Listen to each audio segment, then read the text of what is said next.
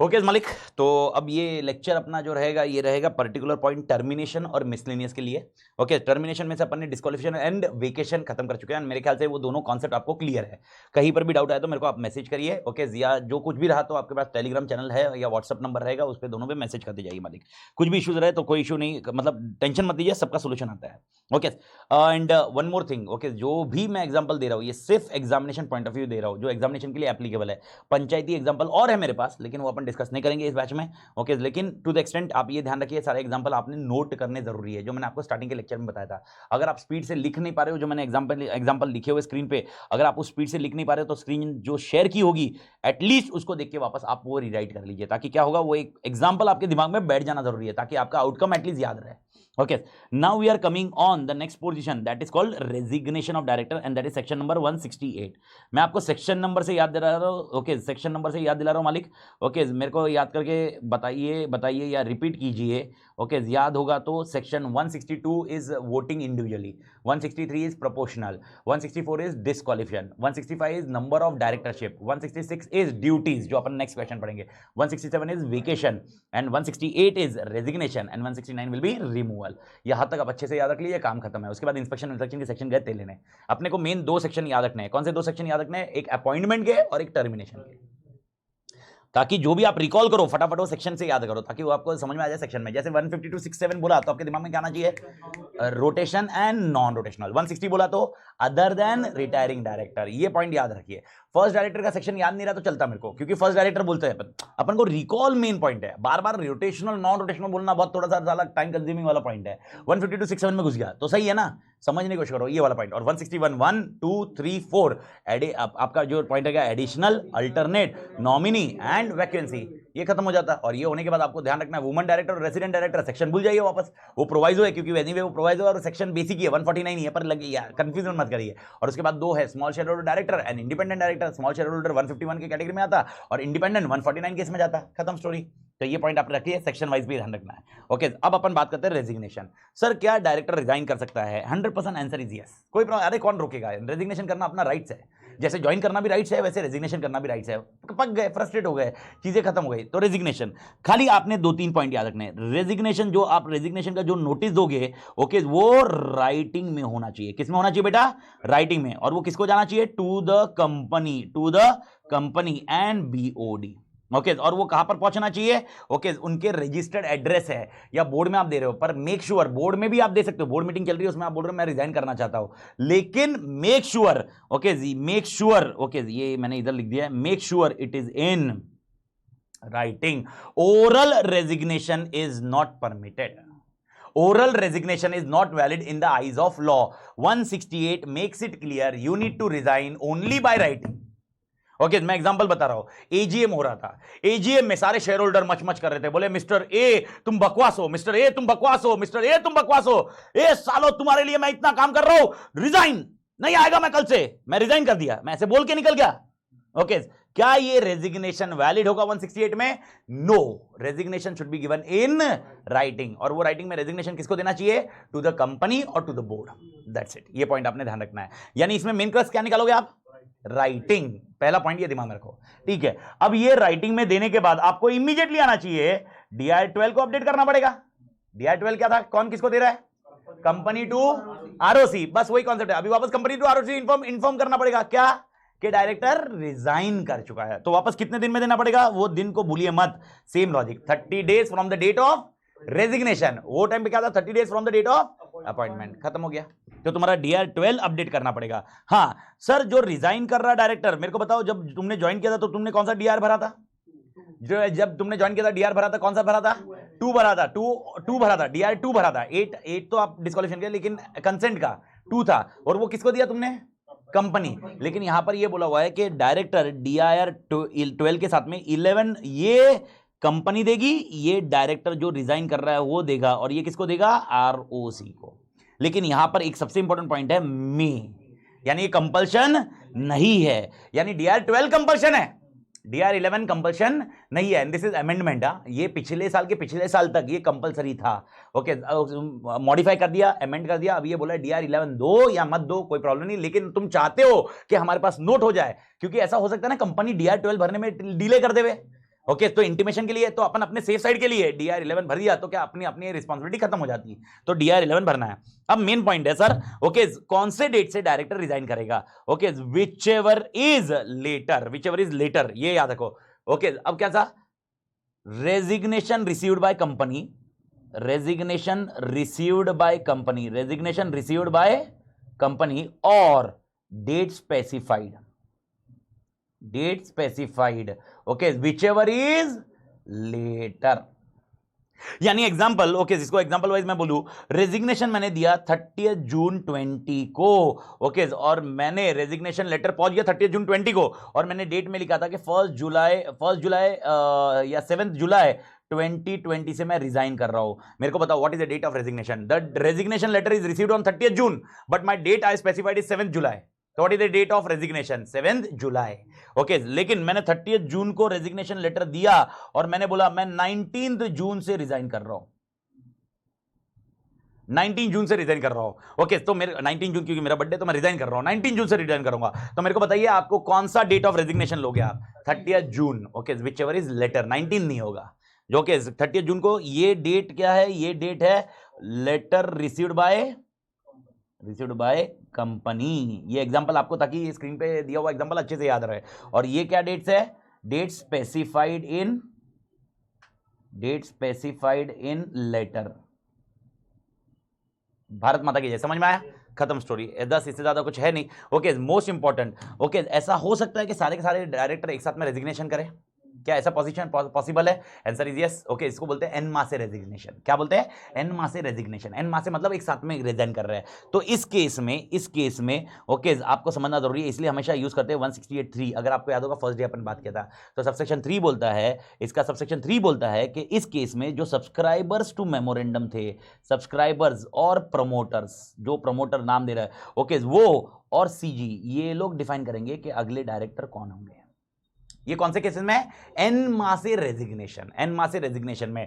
तो यहां पर याद रखना, जो प्रमोटर रहेंगे, जो सब्सक्राइबर्स होते हैं, जो प्रमोटर्स होते हैं, वो आपके लिए डायरेक्टर का काम करेंगे, promoters to become a director. और who can appoint the director, CG. अगर क्योंकि ऐसा हो सकता है ये प्रमोटर ही थे जिन्होंने रिजाइन किया हुआ है, तो ऐसी पोजीशन आ सकती है, तो इसलिए वहां पर ये कॉन्सेप्ट रहेगा। एवरीबॉडी क्लियर, ओके अब मेरा क्वेश्चन है, ओके ये वाला एग्जांपल लेते हैं अपन, ये वाला एग्जांपल लेते हैं, okay last question for this particular ये वाले पॉइंट पे, ओके नहीं लास्ट नहीं, और एक इसके 2 पॉइंट और लेंगे। एक 30 जून को मैंने रेजिग्नेशन दिया, 30 जून को, और मैंने बोला 7 जुलाई से मैं आऊंगा नहीं, 7 जुलाई से मैं आऊंगा नहीं, ये क्लियर है सबको।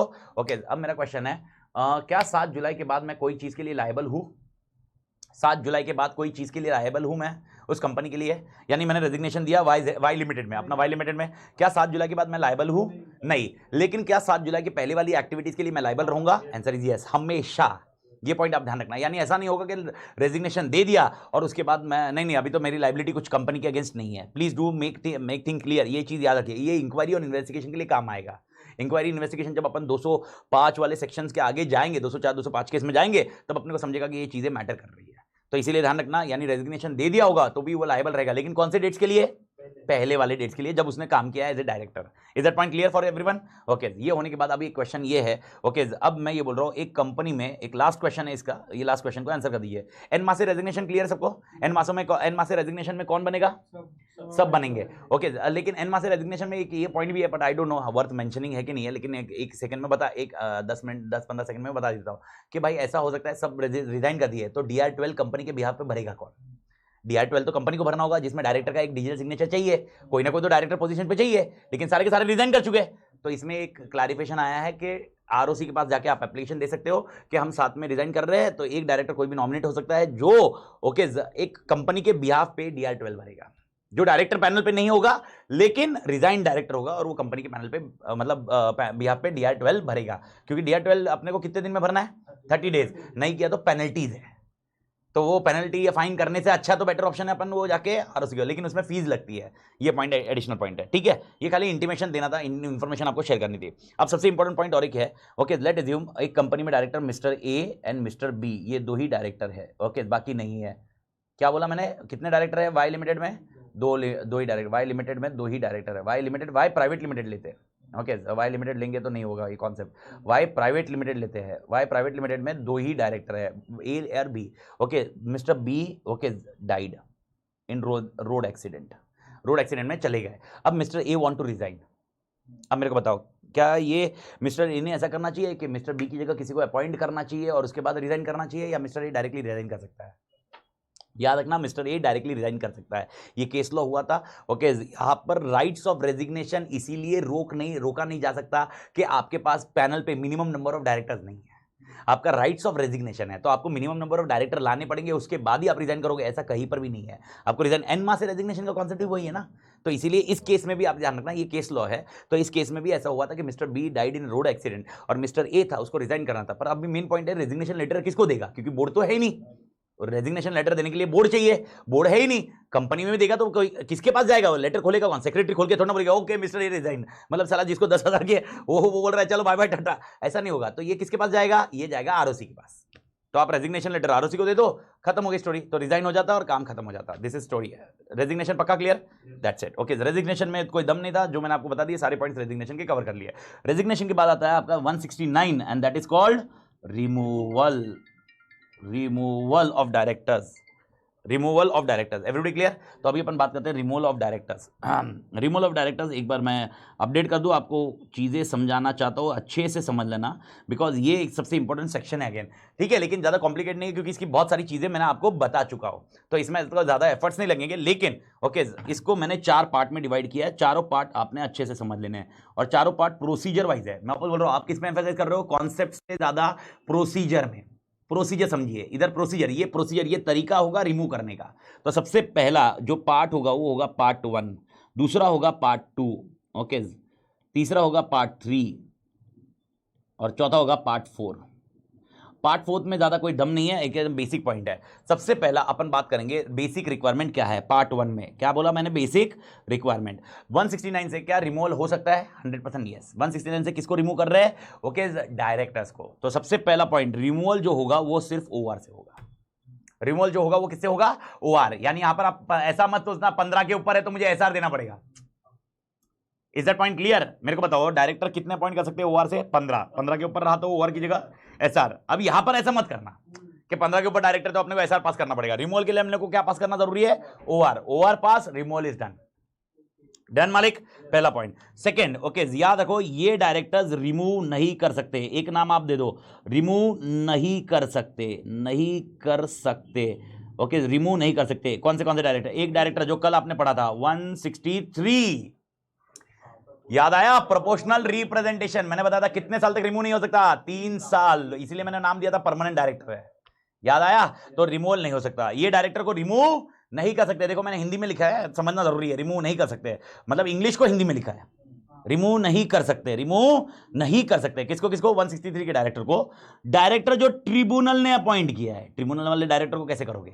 अब मेरे को बताओ, याद करके बताओ। मैंने आपको समझाया ट्रिब्यूनल का डायरेक्टर कब अपॉइंट होता है? ऑपरेशन हुआ, याद आया? माइनॉरिटी के अगेंस्ट कुछ इशू आ रहा है तो माइनॉरिटी अप्रोच करता है ट्रिब्यूनल के पास, फिर ट्रिब्यूनल बोलता है अच्छा तुम्हारे बोर्ड पे मैं अपना डायरेक्टर भेजता हूं। ओके, मेरे को बताओ, the director appointed by tribunal, कुछ तो डीआर भरने की जरूरत नहीं थी। इफ यू रिमेंबर, डीआर12 भरने की जरूरत नहीं थी। डीआर2 का याद है अपना वो कंफ्यूजन पॉइंट? डीआर2 नहीं, डीआर12 भरने की जरूरत नहीं थी, याद आया? वो डायरेक्टर को निकाल नहीं सकते। और एक तीसरा डायरेक्टर है जो आपने ध्यान रखना चाहिए, नॉमिनी डायरेक्टर। नॉमिनी डायरेक्टर को नहीं निकाल सकते। एंड लॉजिक सिंपल है ना, नॉमिनी डायरेक्टर को निकाल दिया तो फिर तो गेम ही खत्म है नॉमिनी का। तो इसीलिए नॉमिनी डायरेक्टर को निकाल नहीं सकते। बाकी सारे डायरेक्टर, नॉन रोटेशनल डायरेक्टर को भी निकाल सकते हैं। इसलिए मैंने क्लियर बोला था, non rotational director are not permanent directors. Is that point clear? तो which director can not be removed under section 169? Which director can not be removed under section 169?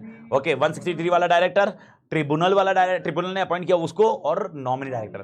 Clear? Okay, ये होने के बाद और एक पॉइंट है, अगर आपको याद है इंडिपेंडेंट डायरेक्टर कितने टर्म के लिए अपॉइंट होता है? 2 टर्म। 2 नहीं, 5 साल मत बोलो, 2 टर्म के लिए अपॉइंट होता है। मैं वापस बोल रहा हूं, टर्म बोलो, 2 टर्म के लिए अपॉइंट होता है, जिसमें सेकंड टर्म अपॉइंट किया जाता है तो क्या पास करते हैं? एसआर। तो अगर इंडिपेंडेंट डायरेक्टर को सेकंड टर्म के इसमें निकालना है, सेकंड टर्म खत्म होने के पहले निकालना है, तो आपको एसआर पास करना पड़ेगा।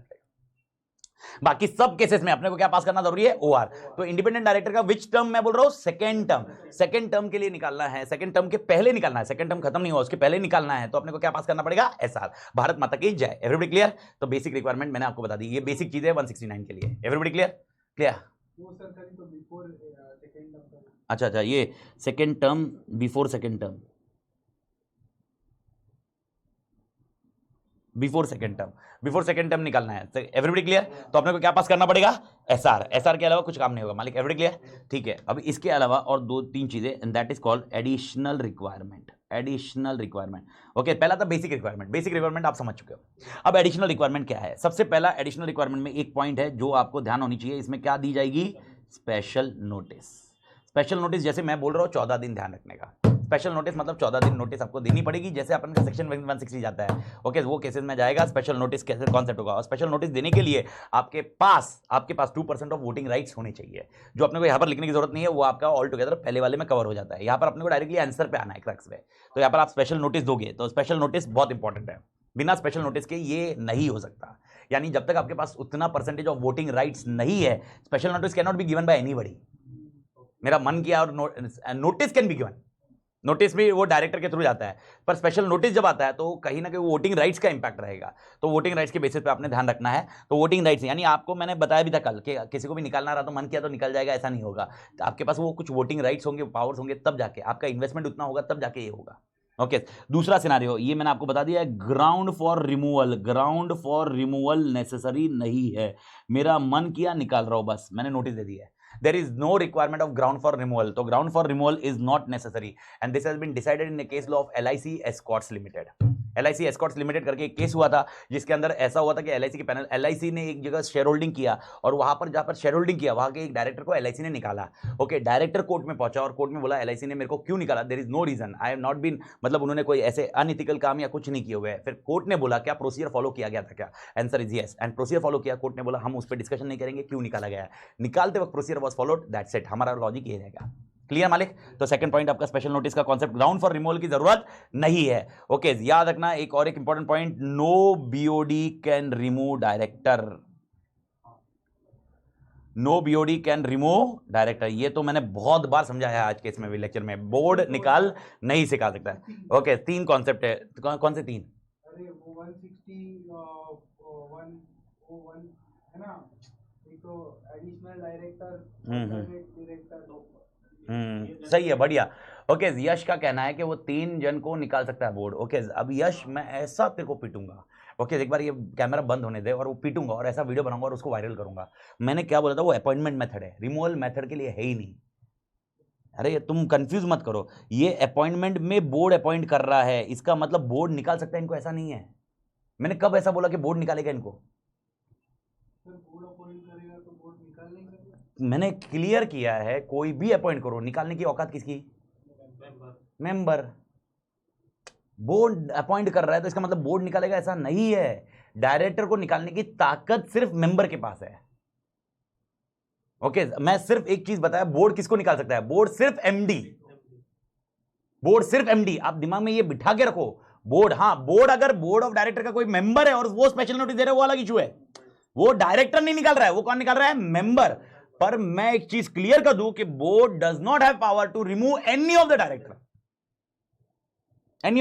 No board can remove any of the director, ये याद रखो। अरे नहीं तो फिर तो बोर्ड मिसयूज ही करेगा मेजोरिटी विंस के लिए यार, मेजोरिटी विंस के लिए। तो मेरे को बताओ, सब डिसीजन तो मेजोरिटी विंस से ही आने वाले हैं, तो जो माइनॉरिटी है बोर्ड उसको निकालते जाएगा। फिर साला ये डायरेक्टर अपॉइंट किया गया है, अरे आया साले मेरे हिसाब से काम नहीं करा, चल निकल, ऐसा नहीं होगा। इवन एडिशनल डायरेक्टर है, एडिशनल डायरेक्टर को निकालना है, कौन निकाल सकता है? Member. Okay, alternate director appoint किसने किया? बोर्ड ने, निकाल कौन सकता है? मेंबर। ओके, नॉमिनी को निकाल पाएगा क्या? नहीं, ये डिस्कस कर चुके हैं। ठीक है, कैजुअल वैकेंसी वाले डायरेक्टर को निकाल सकता है? यस, कौन निकाल पाएगा? मेंबर। आप ये ध्यान में रखिए, ये अपॉइंटमेंट जो करने वाला पॉइंट था, ये it was done by board, और ऊपर वाले जो अपॉइंटमेंट है वो it was done by members. It is only difference mechanism के कौन अपॉइंट कर रहा है, लेकिन removal can be done only by members, not by board. Please इस प्रिंसिपल को तुम्हारे दिमाग में क्लियर हो यार, इस चीज को मत बिगड़ने दो ये, क्योंकि क्या होगा आपको मैं बता रहा हूं, यही प्रॉब्लम होती है आंसर लिखते वक्त। आंसर आपका आते वक्त जो आपको कॉन्सेप्ट दिमाग में जाता है ना, उसी से वही पॉइंट निकल जाता है यार, और वो गेम हो जाएगा। क्योंकि आपके एक स्टेटमेंट भी ऐसा आ गया कि board can remove the director, खत्म story. Board can remove MD, board can remove manager, board can remove okay whole time director, बस। जनरल मीटिंग और बोर्ड मीटिंग का कंसेप्ट कहां था? वो अपॉइंटमेंट मेथड और ये removal is only done by general meeting. ये जनरल मीटिंग है, बोर्ड मीटिंग का कॉन्सेप्ट। बोर्ड निकाल ही नहीं सकता तो बोर्ड मीटिंग होएगा ही नहीं ना रे। निकाल removal can be done only in general meeting. क्यों? Only members can be remove. अब खाली मेंबर रिमूव कर सकता, तो बोर्ड मीटिंग में मेंबर एक्सेस है नहीं। इवन बोर्ड मीटिंग के मिनट्स ऑफ मीटिंग भी मेंबर इंस्पेक्ट नहीं कर सकता। समझ में आया? तो फिर बोर्ड तो वो मेंबर का तो कॉन्सेप्ट ही नहीं है उसमें। तो अपन को ये ध्यान रखना है। मेरे ख्याल से मालिक क्लियर? अभी पक्का ये चीज दिमाग में बैठेगा ना? समझा ना? आज अपन वीडियो वायरल करेंगे, तो सारे जन देख लेना। आज वीडियो वायरल होगा एक जिसमें यश जैसे अपन मारामारी करते वैसे अपन मारामारी करेंगे, और मेरे पास 3 जन रहेंगे हमारे पास। मतलब मैं तो रहूंगा, लीड करूंगा, और साथ में नरेंद्र रहेंगे और निखिल रहेंगे जो यश का ओके, क्योंकि यश अभी स्विगी विगी से कुछ मंगाएगा और वो उसको खाने नहीं देंगे हम अभी। यार 50 बार बोला मैंने, ये 50 बार बोलने के बाद यार ये नहीं होना चाहिए। अरे यार भूख लग गई होगी हावड़ा, साला सुबह भी खा रहा ना, ये भी खा रहा। ठीक है सर, मैंने कौन सी मीटिंग बोली? General meeting. तो अब जनरल मीटिंग 2 तरह की होती है। कौन सी? AGM and EGM. अगर आपको एजीएम में निकालना है तो आपको रुकना पड़ेगा, लेकिन अगर आपको इमीडिएट निकालना है, इमीडिएट मतलब अभी कभी निकालना है, नहीं ये डायरेक्ट दिखना नहीं चाहिए 15 दिन के बाद, 20 दिन के बाद, तो कौन सी मीटिंग बुलानी पड़ेगी? ईजीएम।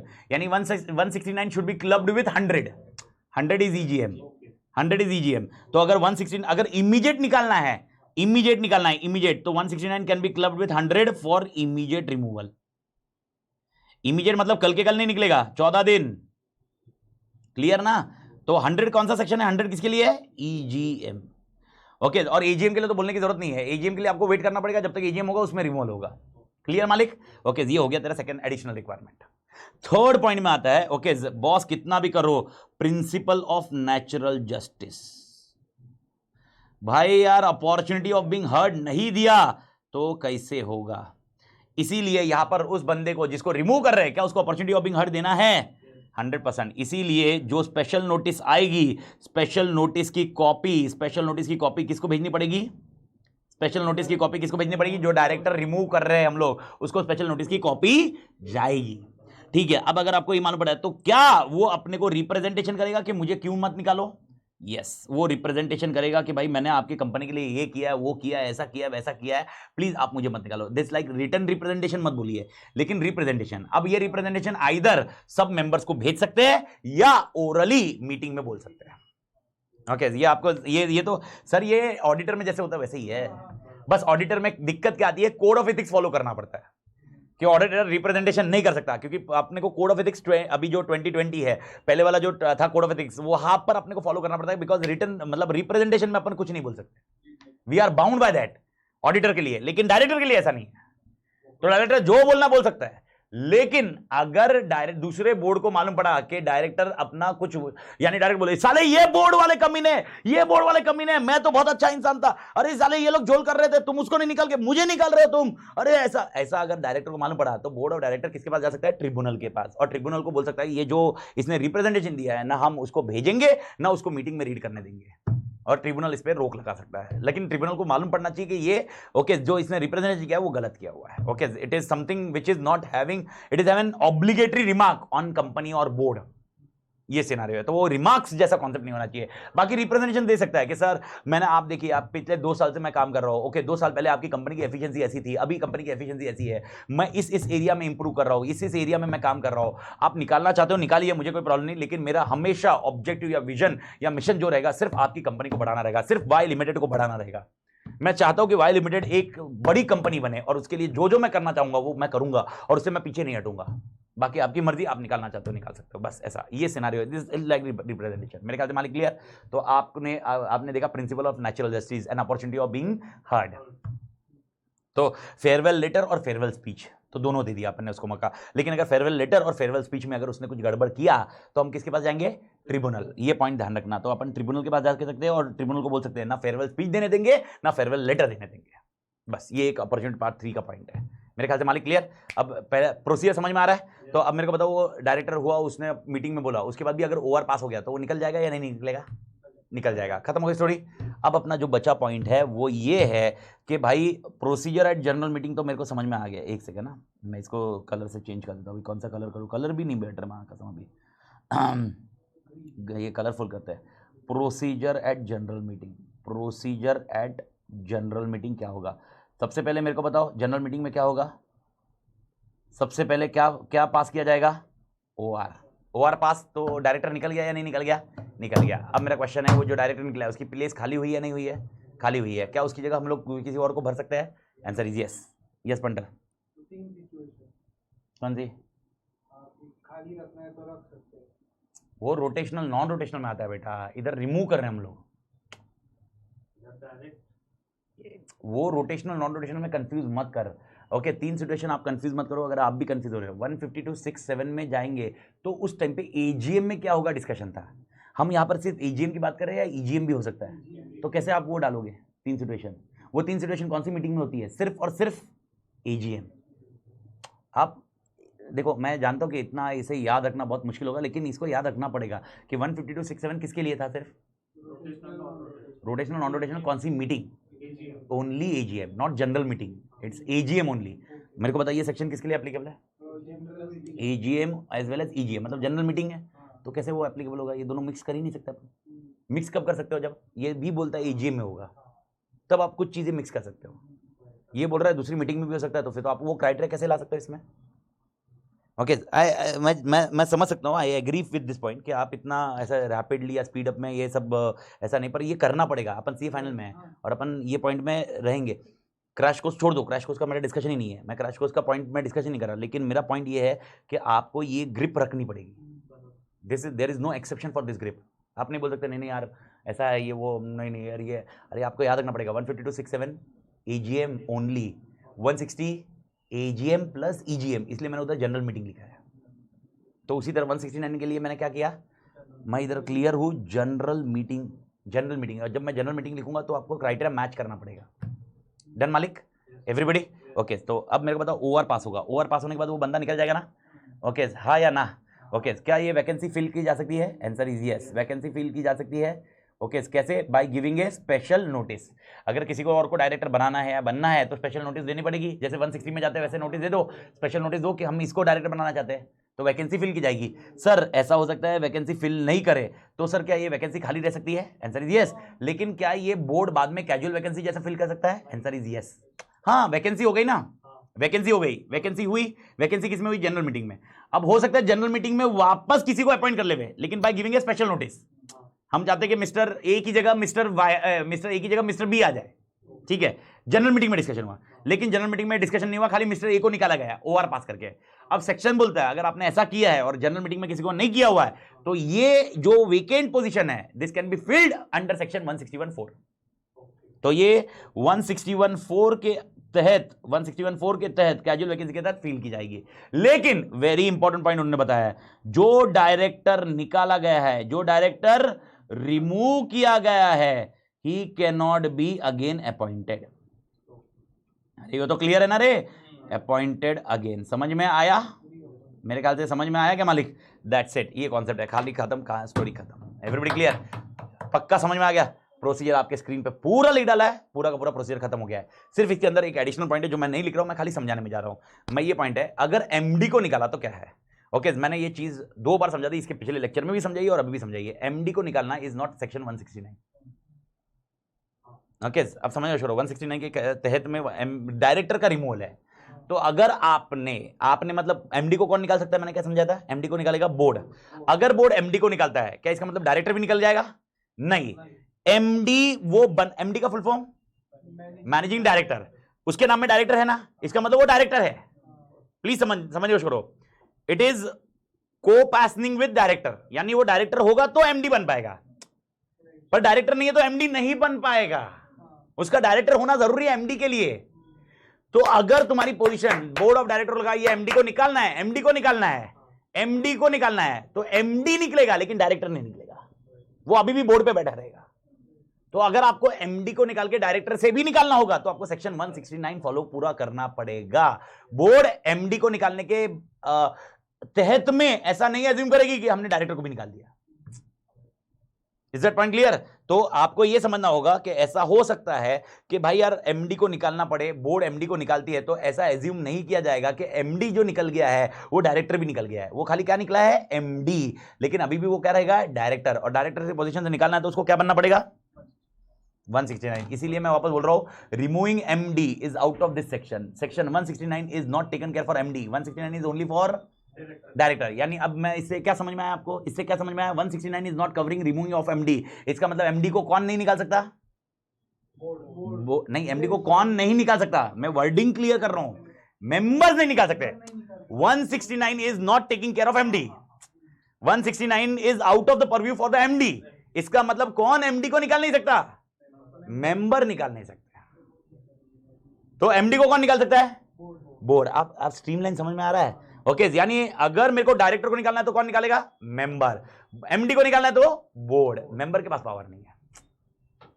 अपॉइंट किसने किया उसका छोड़ दो, अपॉइंटमेंट का कॉन्सेप्ट खत्म हो गया. मेरा पॉइंट है कौन निकाल सकता है किसको. तो अभी ये क्लियर हो जाना चाहिए. तो इधर एक क्लियर आपको एक बुक में मिल जाएगा लास्ट लाइन, ये लास्ट वाले पॉइंट में कि भाई एमडी को निकालना इसके परव्यू के बाहर है. और उसमें मैंने ये भी समझा दिया कि अगर एमडी को निकाला जाता है, बाई चांस एमडी को निकाला जाता है तो एमडी निकलता है, डायरेक्टर नहीं निकलता. पर एमडी को कौन निकालता है, board. MD is not removed by section 169. MD is not removed by section 169. MD is not removed. मैं बार बार बोल रहा हूं MD is not removed by section 169. Clear, I do think सबको क्लियर. खत्म स्टोरी. 169 आपके स्क्रीन पे पूरा का पूरा है और मेरे ख्याल से ये सब कुछ अच्छे से समझ में आ गया होगा और स्क्रीन से जो समराइज वर्जन है वो भी आपके दिमाग में क्लियर हो जाना चाहिए. हाँ, क्या के लिए, क्योंकि इसमें बोर्ड को एडवांटेज मिल रहा है अपॉइंट करने का. तो डजंट मैटर ना. तो बोर्ड को एडवांटेज मिल रहा है तो क्या ग्लिच नहीं है. सपोज यस था पहले जनरल मीटिंग से अपॉइंट हुआ, मैंने उसको निकाल दिया और मैं बोर्ड पे हूं तो मुझे फेवर्ड पर्सन को लाना है, तो it is easy. Doesn't matter, bring ना, यू हैव ए पावर ना. लाओ फेवर्ड पर्सन को, क्या कौन मना कर रहा है. जनरल मीटिंग से निकाला गया है ना, प्रोसीजर फॉलो किया गया ना. 161(4) में ऐसा लिखा था क्या तुम फेवर्ड पर्सन को नहीं ला सकते. मेरे को बता, बोर्ड पे जिसको बनाऊंगा मेरे को बता, अंबानी अमित आदिर को बनाएगा क्या, नहीं. वो अंबानी तो अपने फेवर्ड पर्सन को लाएगा ना. जो फेवर्ड नहीं है वो इंडिपेंडेंट डायरेक्टर है. आप समझने की करो. आप अरे आप कौन सा फेवर्ड को पर्सन, मेरे को कोई दिक्कत नहीं है. आपने फेवर्ड पर्सन को लाया, मैं 169 यूज करके वापस निकालूंगा उसको, मेरे को नहीं जमा. तो आपका 169 रोक कौन रहा है. मैंने कई बार बोला कि 169 एक बार आपने यूज कर लिया तो वापस नहीं कर सकते. खत्म स्टोरी. That's it done.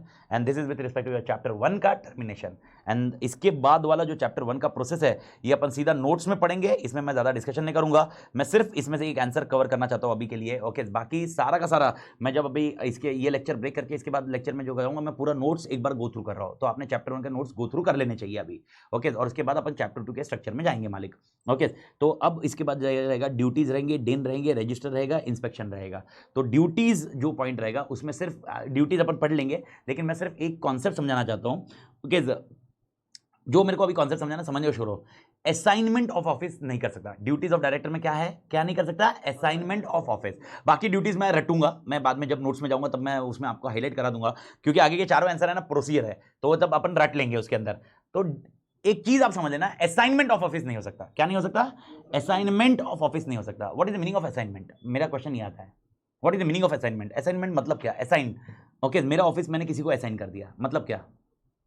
अगर आपने मिस्टर ए को डायरेक्टर बनाया और मिस्टर ए ने असाइन कर दिया किसी को, इसका मतलब क्या, डेलीगेट करना मना है. डेलीगेट नहीं कर सकता मैं. तो डेलीगेट तो करेंगे ना यार अपन. मेरे को पता एक्सेल शीट मैं बनाते बैठूंगा, ईमेल भेजना है मैं भेजूंगा, तो सेक्रेटरी क्यों रखूंगा मैं. एग्जाम्पल दे मेरे को, उसका एग्जाम्पल दे. डेलीगेट कर दिया, ऐसा ऐसा ऐसा नहीं आएगा. यस, किसी और को खुद की जगह पे बोर्ड मीटिंग में बैठ, परफेक्ट. बोर्ड मीटिंग में किसी और को नहीं भेज सकता. That is called assignment. तो असाइनमेंट मतलब अपनी अकाउंटेबिलिटी, आप वर्ड पे फोकस करिए, अकाउंटेबिलिटी वो चेंज नहीं कर सकता. वो अकाउंटेबिलिटी चेंज कर रहा है किसी और को भेज के बोर्ड मीटिंग में वोटिंग करवाने. वो अल्टरनेट डायरेक्टर कर रहा है, पर वो अल्टरनेट डायरेक्टर का अपॉइंटमेंट कौन कर रहा है, बोर्ड कर रहा है, वो नहीं करेगा. तो assignment you need to understand. Everybody clear. तो असाइनमेंट नहीं कर सकता. लेकिन इसमें एक केस लॉ था जहां पर प्राइवेट कंपनी की, एक प्राइवेट कंपनी थी जिसमें आर्टिकल ऑफ एसोसिएशन में ऐसा लिखा हुआ था कि मिस्टर ए मैनेजिंग डायरेक्टर था और मिस्टर ए ने आर्टिकल में ऐसा लिख दिया था कि जिस दिन मिस्टर ए की डेथ होगी, उस दिन मिस्टर बी जो उसका बेटा है वो एमडी की पोजीशन लेगा. क्या लिखा था उसने आर्टिकल में, जिस दिन मिस्टर ए की डेथ होगी उस दिन मिस्टर बी जो उसका बेटा है वो उसकी पोजीशन लेगा. ओके, कोर्ट में केस गया कि ये असाइनमेंट हुआ, क्योंकि assignment is not valid. Court ने क्लियर बोला ये असाइनमेंट नहीं है, ये अपॉइंटमेंट है. ओके जब वो पोजीशन पे है तब वो किसी को नहीं असाइन कर रहा है, जब वो पोजीशन पे है तब वो किसी को अपॉइंट नहीं, are you getting the point? जब वो किसी को अपॉइंट नहीं कर रहा है, उसने बोला क्या मिस्टर ए जब काम कर रहा है तब मिस्टर बी भी करेगा, उसने क्या बोला मिस्टर ए जब चला जाएगा तब मिस्टर बी एमडी बनेगा, उसने ऐसा नहीं बोला मैं ये रहूंगा और एमबी भी आएगा वो पोजीशन पे, उसने क्या किया असाइनमेंट नहीं किया, उसने क्या किया अपॉइंटमेंट। तो you should be very clear that assignment and appointment are different and ये कॉन्सेप्ट है oriental metal press printing press, oriental metal printing press, ये केस का आउटकम था कि जिसमें इन लोग ने क्लियर किया कि this is not an assignment. What is an assignment? You should understand that you are at a position and you are giving somebody that position point. Okay तो मिस्टर बी का कब आने को बोला मिस्टर बी को? Only after death of mister A, तो it is not an assignment, it is an appointment. I do think ये concept clear हो गया मालिक, एवरीबडी क्लियर? सर तो उसमें मिस्टर बी जो उनका बेटा है वो डायरेक्टर होना जरूरी है? वो डायरेक्टर ही बनेगा ना एमडी बनने के लिए, तो डायरेक्टर होगा ही कंपनी का, कंपनी का डायरेक्टर है ही वो, कंपनी का डायरेक्टर है। एमडी बनना मतलब डायरेक्टर कंपलसरी है, बिना डायरेक्टर के एमडी नहीं बन पाएगा, चैप्टर 3 में वो कोपास, ठीक है। तो जस्ट अभी इसको मैं ये रोकता हूँ, इसके बाद अपन नोट्स कर लेते हैं, नोट्स में सारे जो छोटे मोटे आंसर है वो कवर कर लेंगे मालिक।